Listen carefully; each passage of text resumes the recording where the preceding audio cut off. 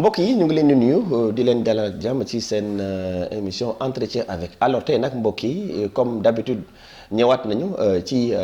l'ancien président du conseil rural n'est-ce pas de Niakhar waaye itam nekkoon itam membre des collectivités territoriales mu ngi wuyoo ci turu Oumar Diouf salaamaaleykum honorable maaleykum salaam wa rahmatullah wa taala wa barakatuhu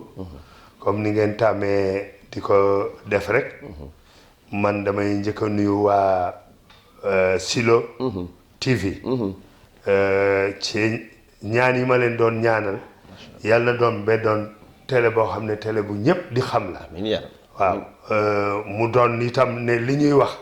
ñoom seetuñ ci loo xam ne par exemple dañ leen di jox alal ni rien du tout dañoo yemale ñëpp dëgg la waaw émission bi ngeen di def man li ma ci gën a neex mooy ñun bu fekkoon ne da ngeen doon xaar ci ñun lu ñu leen jox kon émission yi du ñu am mais kon la direction de Silo TV représentée par le représentateur qui est monsieur Kandi Sagna ak son caméraman Amadou Ba waaw Amadou Ba ñu ngi leen di jox nuyoo di leen di wax leen nuyu leen ñu ña gën a kawe ci télé bi jërëjëf alors honorable tey nag waxtaan bi xam naa dañu koy tàmbale ci situation dëkk bi alors comme ni ko français yi waxee rek comment va le pays xam nga comment va le pays man sama analyse en général dafay doon une analyse logique parce que du ma topp li nga xam ne lu bon rek la ma koy wax damay wax lu baax li nga xam ne jotoon naa ko fi ay weer wala ay at di ñaan état bi def ko muy li dem ci mbirum ceeb moom wax dëgg yàlla Kandi wàññeeku na diwlin itam wàññeeku na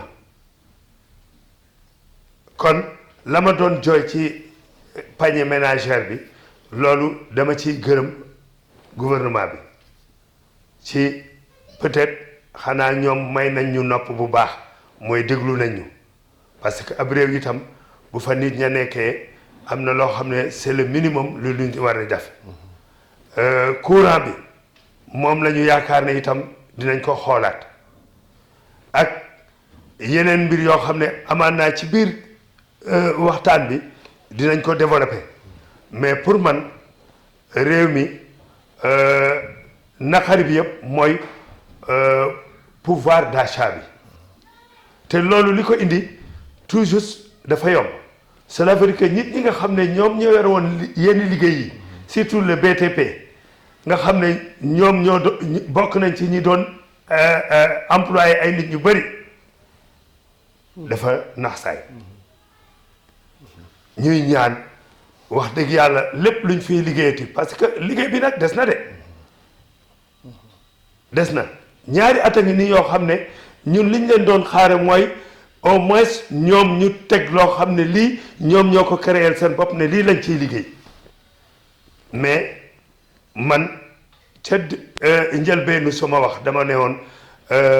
Sonko du Diomaye Diomaye du Sonko te lii mu ngi koy wone voilà loolu dinañ si ñëw sax waaye wax nga ne xëy na dund bi am na loo xamante ne wàññi na comme ceeb ak yu mel ni diinu yu mel ni waaye à quoi ça sert bu fekkee aussi tey jeunesse bi y a un manque criard n'est-ce pas d'emploi loolu tamit doy na waaru waaw raison yooyu moo tax ma ne la par rapport au BTP parce que xam nga jeunesse bi mënoon nañu liggéey mais ci lañ nañuy liggéey état mënul recruter liy dem ci privé cela veut dire si toutefois il y avait eu une mesure d'accompagnement par rapport ak li nga xam ne moom mooy secteur privé bi c'est vrai mais recrutement mun na am mais secteur privé bi dañu seen loxo dañoo banku ñoom seen ay wax yu jëkk lañ doon wax moo tax ñeneen ñi doon bëgg a investir mënatu ñoo ñëw investir. donc c'est là que est-ce que état bi mu ngi leen di jàppale le secteur privé yi entreprise yi ñoom it. mais bu amoon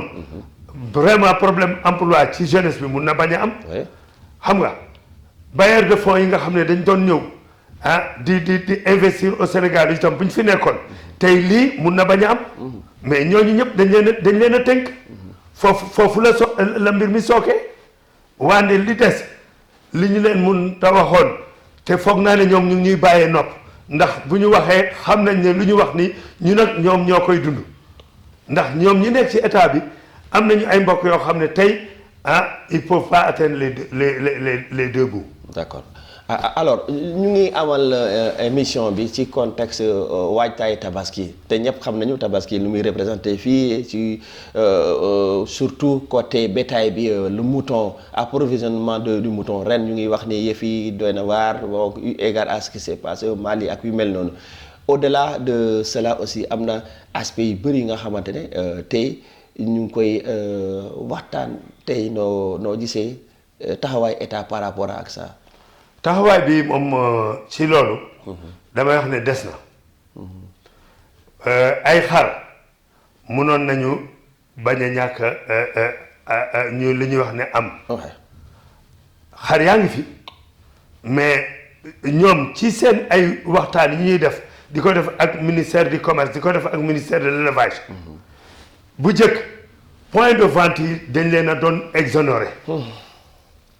ren dégguma fu ñu ko waxee te pourtant def nañu waxtaan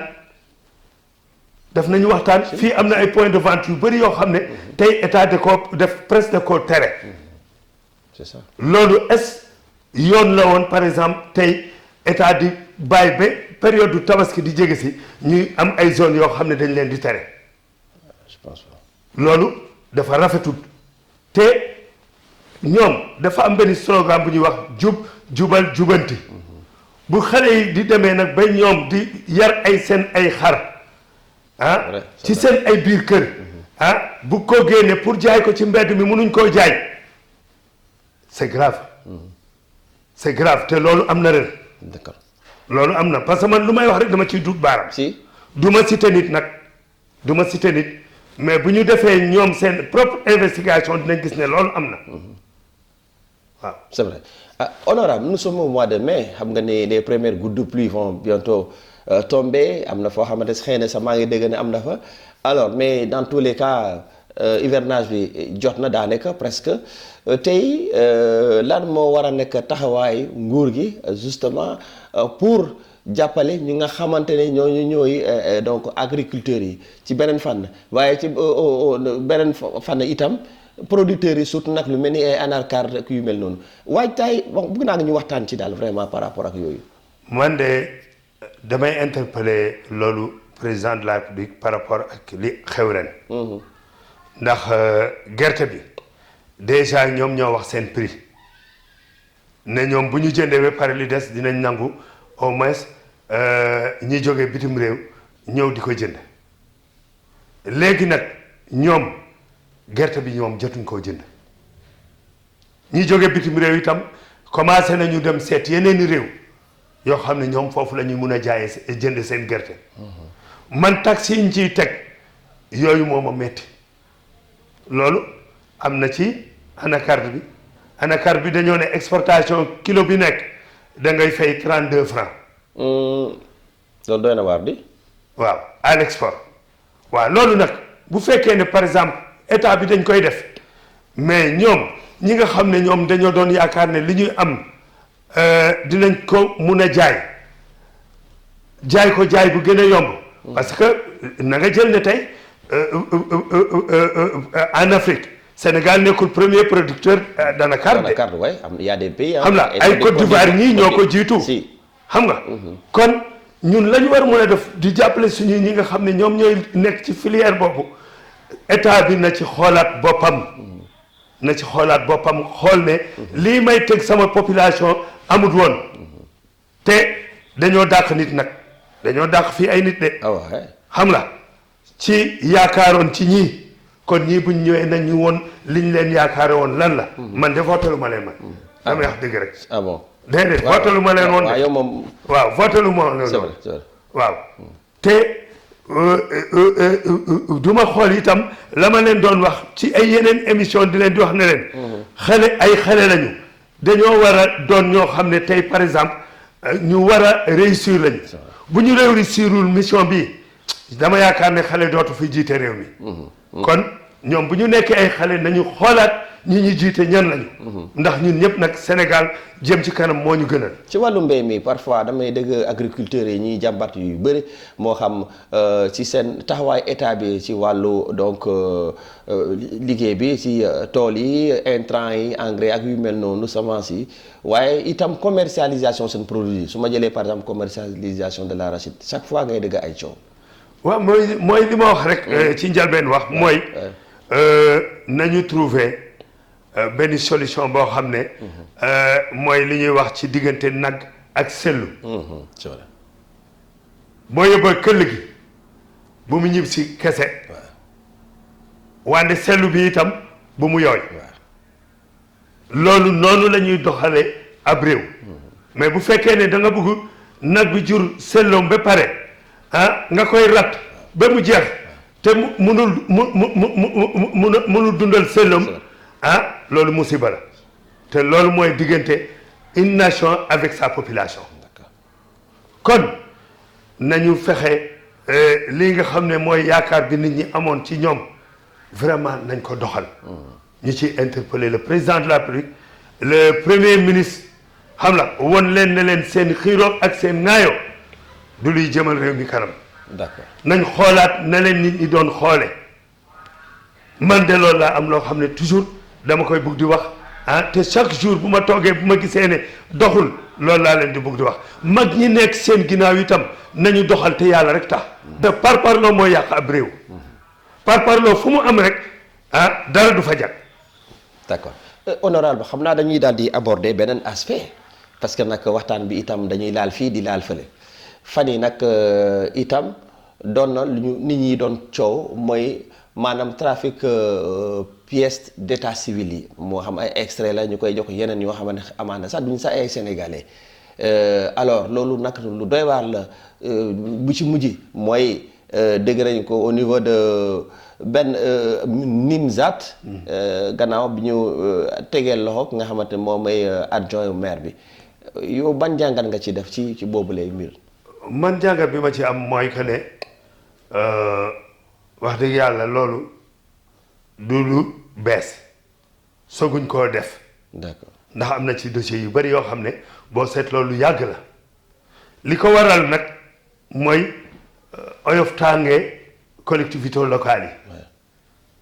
parce que am na collectivité locale yoo xam ne boo fa duggee moom loolu kenn xalaatu ko te nit pour mu am kayitu juddu mais li ci nekk yëpp dafa bari bañuñu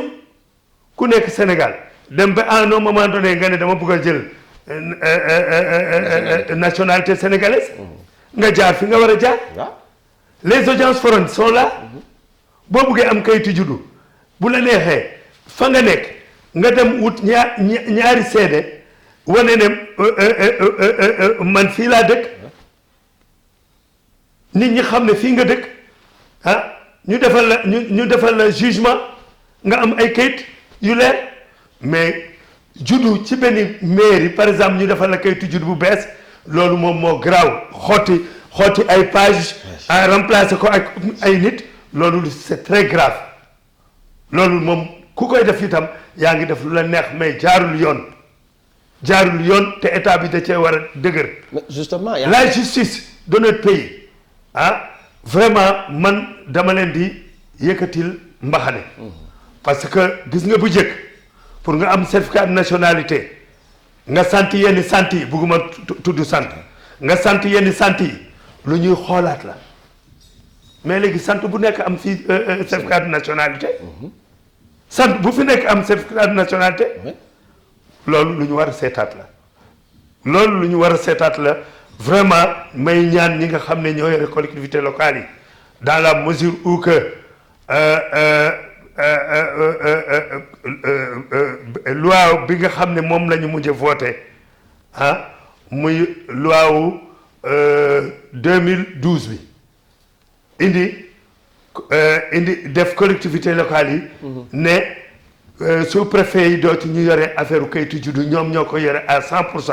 nañ seetaat seen bopp. d'accord parce que nag loi 72 lan la defoon loi 72 dafa jëloon communauté rurale yi ak ak communes yi jox leen li nga xam ne moom mooy extrait au niveau des communes ñoom ñoo yoraloon seen bopp lépp mais si niveau communauté rurale dafa am benn diir boo xam ne extrait yi bu ñu fa nekkoon après dañ koy jox sous-préfet yi. léegi nag comme communalisation boobu indi na lépp ñu jox ko communes yi vraiment les maires nañu am seen fulla ak seen fayda parce que agent yi nga xam ne ñoom la ñuy teg ci communes yi war nañ xam ne am na ay faits yoo xam ne bu ñu ko defee day topp nit ñi ba faw. oui c'est grave te nit mun na judduwaat buñ ko jaaree ci yoon. mais buñ ko jaarul ci yoon munul nekk. buñ ko jaarul ci yoon munul nekk waaw li état civil di war di def dafa bëri état civil li muy war a def dafa bëri. kon nañ leen di jaarale ci yoon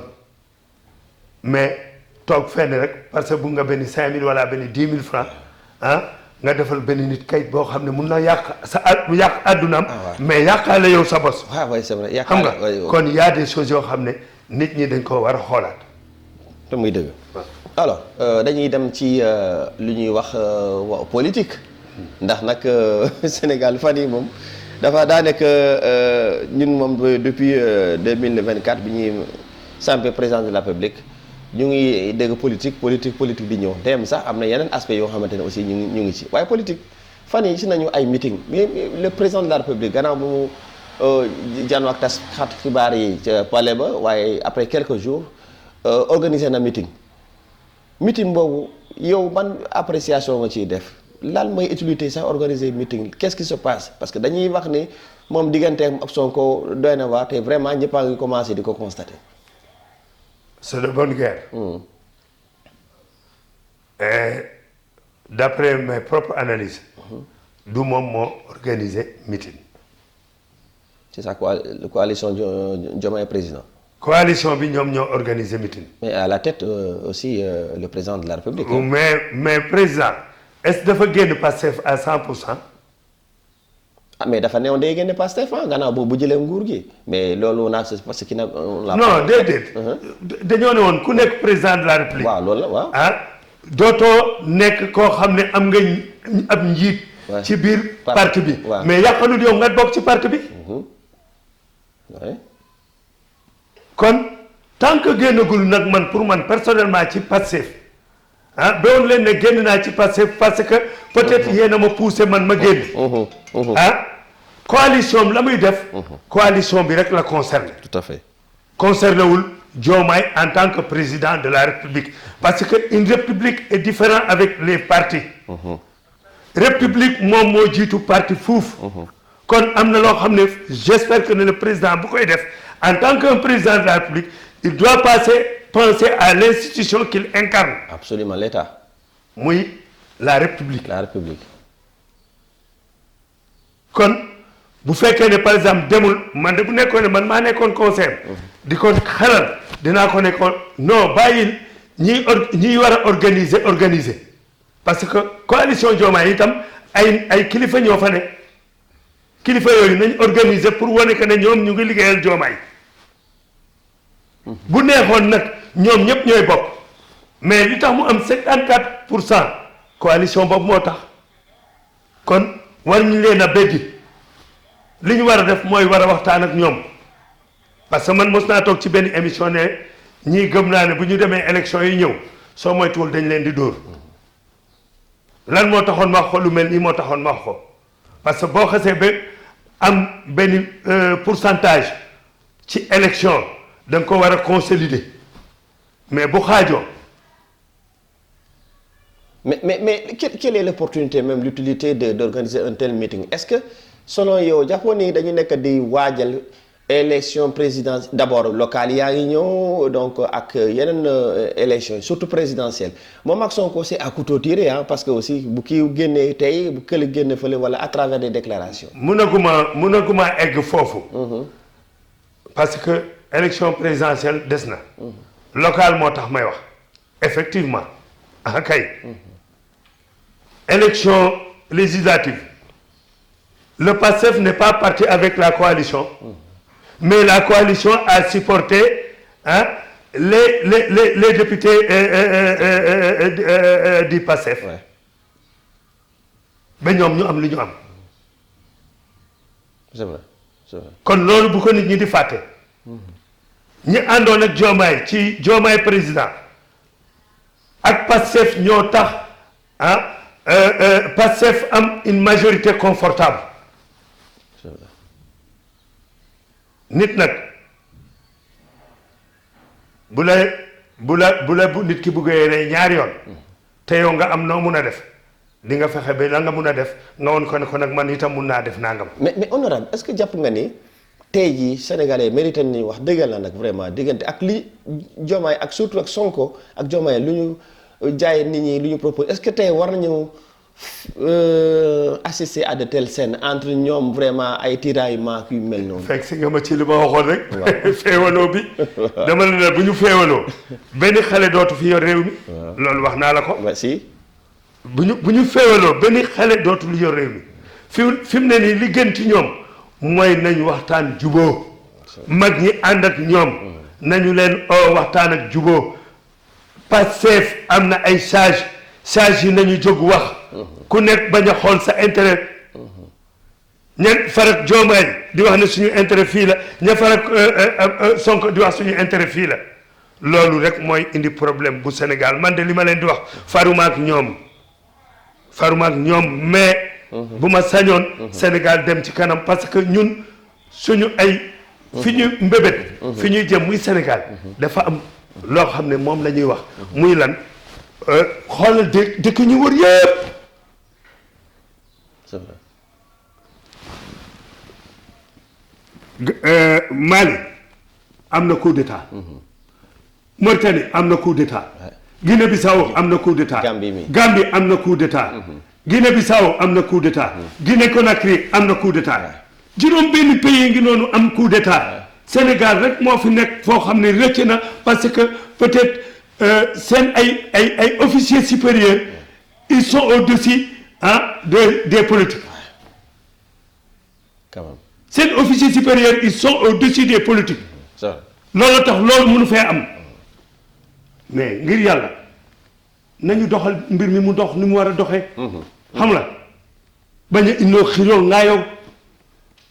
ngaayoo jëmalul suñu réewu Sénégal fenn dañoo considéré bu baax Sénégal dafa am fu ñu koy considéré bu baax kon ya fa nekkoon ba tax ñu am considération bi suñu réew nañu fexe mu ñëwaat. D'accord, très bien. Alors c'est une bonne transition pour ñu laal un peu géopolitique internationale wax nga tout à l'heure le Mali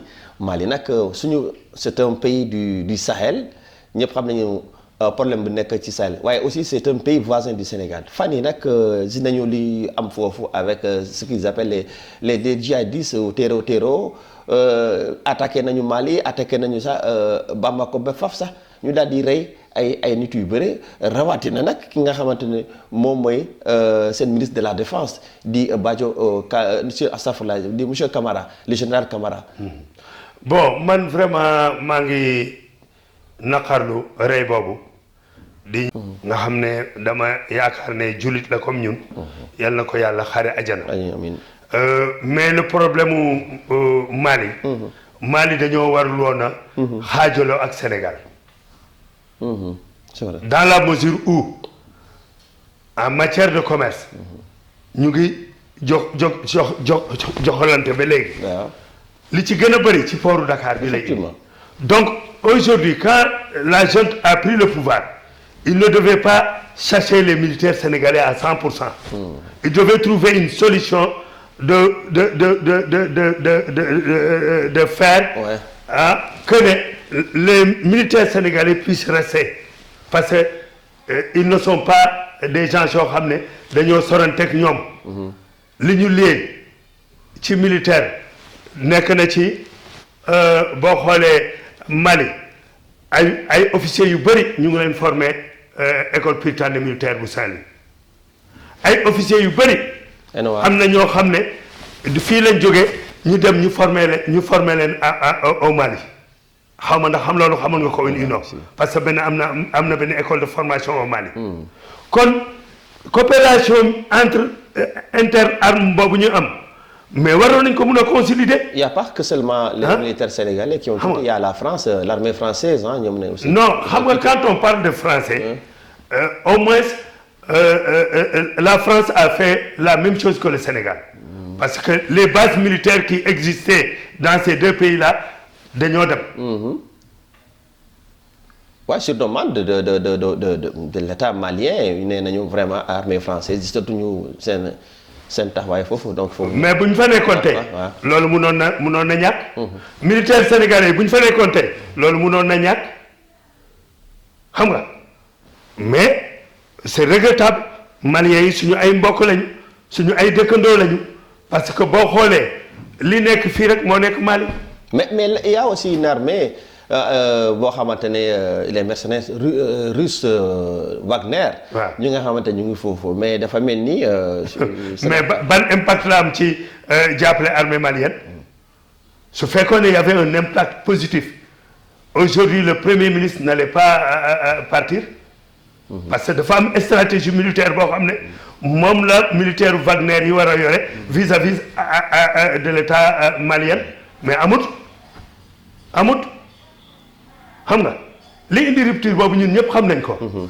AES boobu ñu bokk. nañu toogaat xool nan la ñuy defaat pour intégrer waat la CEDEAO. D'accord man loolu laa gis. waaw mais aujourd'hui la situation sécuritaire au Mali toujours préoccupante yow tey la solution c'est quoi? La solution. Immédiate. parce que yëf yi doy na waar. La solution immédiate. Le président Goïta connaît par exemple ce que le Sénégal représente pour le Mali et ce que le Mali représente pour le Sénégal. Donc tey li mu waroon def mooy mu gis ak président Diomaye wax ko ne ko dama bëgg nga envoyé ma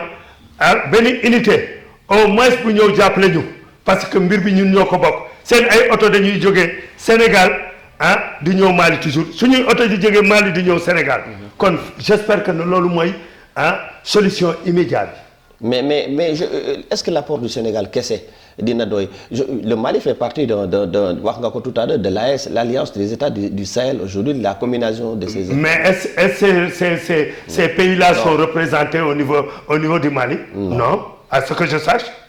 xam nga. mais ñu ngi apporter quand même leur soutien quand même. waaw non tu peux apporter un soutien mais sans pour autant nga doon koo xam ne da nga effectif. D'accord